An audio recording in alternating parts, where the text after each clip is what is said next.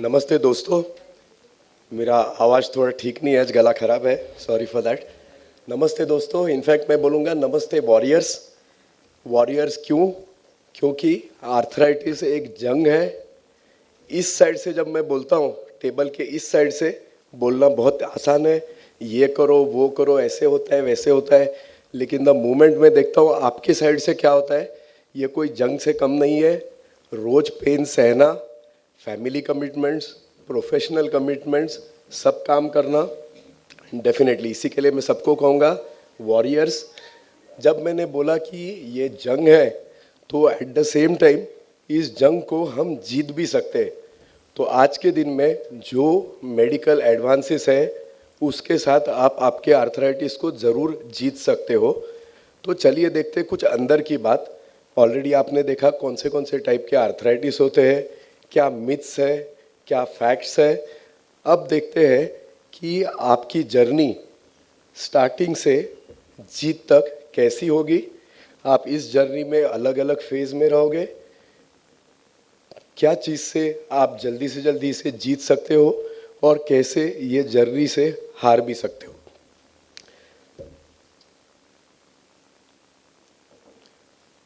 ये एक गेम है जो आई एम श्योर आप सभी ने खेला होगा, सांप सीढ़ी का खेल है। मैं इसे क्यों दिखा रहा हूँ, तो ये अगर गेम देखेंगे तो जैसे आपको सबको मालूम है, 1 से चालू होगा और 100 में फिनिश होता है।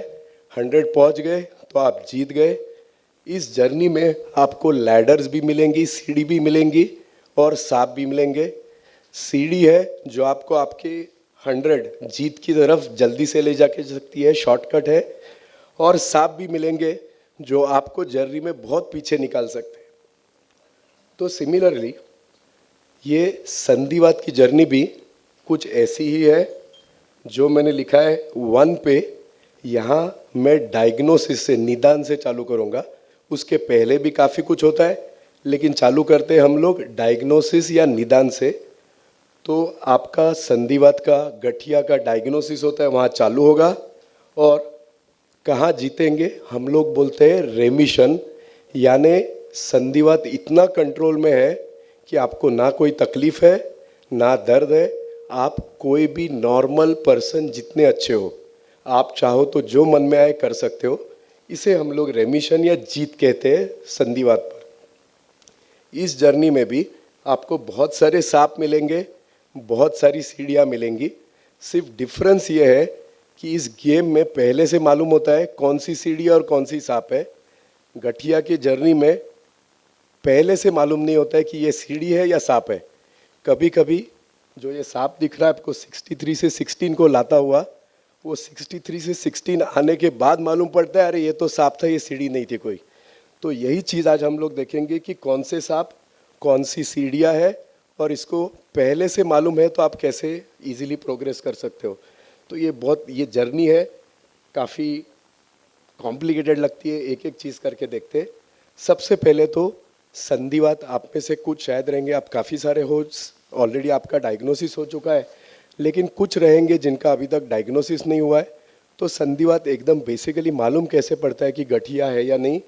तो एक, जोड़ों में दर्द, जोड़ों में सूजन, या कोई ऑब्वियसली जैसा ये हाथ के जॉइंट से इसमें दर्द है, आपको सूजन दिख रही है, घुटना है, टखना है, बाकी जॉइंट्स में सूजन है, दर्द है, दिख रहा है। कभी कभी सूजन दर्द दिखता नहीं है, सिर्फ स्टिफनेस हो जाता है। सुबह उठेंगे तो हाथ इतना कड़क हो जाता है कि 1 घंटे तक मुट्ठी भी नहीं कर सकते, काम भी नहीं कर सकते। ये किसी किसी को ये गठिया सिर्फ कमर पीठ के जॉइंट्स में होता है, जिसे एंकिलोजिंग स्पॉन्डिलाइटिस कहा जाता है। तो इसमें तो दिखने में बाहर कुछ भी नहीं दिखता है, पीठ दर्द, कमर दर्द होते रहती है। रात में कभी कभी नींद, इतना दर्द होता है कि नींद से जाग जाते हैं 3-4 बजे और सो भी नहीं सकते। कुर्सी पे बैठना पड़ता है पूरा 4 बजे से 6 बजे तक, कुर्सी पे बैठ के नींद निकालनी पड़ती है। तो पीठ कमर में अगर दर्द है, सुबह उठने के बाद बहुत जकड़न है, वो किसी किसी को कनेक्टिव टिश्यू डिसीजेस नामक कुछ गठिया होते हैं, जिसमें रैश आता है। धूप में जाएंगे तो चेहरा लाल होता है, रैश होता है, उंगली नीली सफ़ेद होती है। तो ये कुछ लक्षण है। तो अगर ये है तो वात, गठिया डेफिनेटली हो सकता है, आर्थराइटिस हो सकता है। तो नेक्स्ट क्या करना है, ये जर्नी आपकी कहाँ से चालू होती है। तो एग्जैक्टली मैंने जहाँ दिखाया है निदान या डायग्नोसिस से, डायग्नोसिस के लिए अगर गठिया लगता है तो उसके एक्सपर्ट्स है रूमेटोलॉजिस्ट। जैसे आप कपड़ा खरीदने जाओगे तो कपड़े के शॉप में जाओगे, इलेक्ट्रॉनिक्स के शॉप में ऑब्वियसली नहीं जाओगे।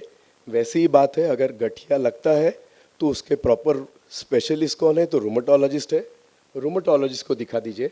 तो आपने रूमेटोलॉजिस्ट को दिखाया, आपका डायग्नोसिस हो गया।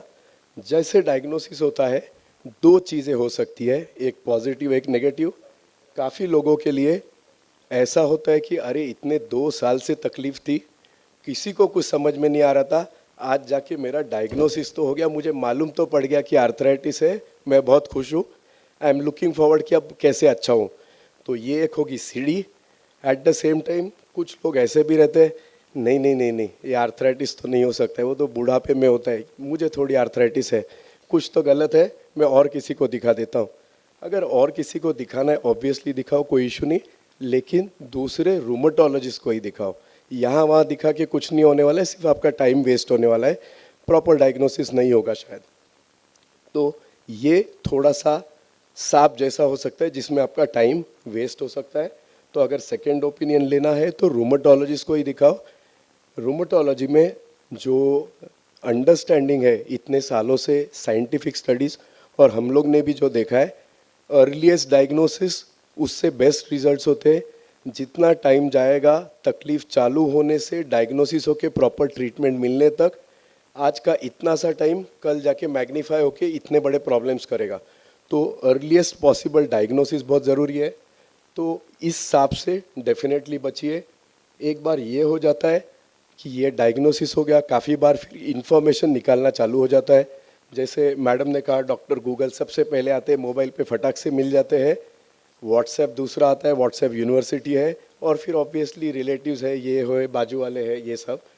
इंटरनेट में सब, इंटरनेट बहुत अच्छा है, इट एम्पावर्स यू, आपको इन्फॉर्मेशन देता है, लेकिन उसमें बहुत इम्पॉर्टेंट है कि प्रॉपर इन्फॉर्मेशन निकालो। जनरल इन्फॉर्मेशन से कुछ नहीं होता है। इवन अच्छे साइट्स जनरली क्या दिखाते, तो एंड ऑफ द स्पेक्ट्रम दिखाते।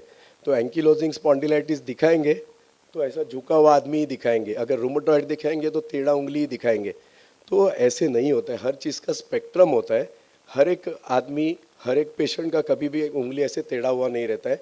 इनफैक्ट आप रूमेटोलॉजिस्ट ओपीडी में जाएंगे तो ऐसा सोचो कि इस 50 पेशेंट समझो बैठे, 30 पेशेंट बैठे, कितने लोगों की उंगली टेढ़ी दिख रही है उसमें, नहीं दिख रही है। That means it is not that common. Treatment से ही अच्छा होता है, हर एक का उंगली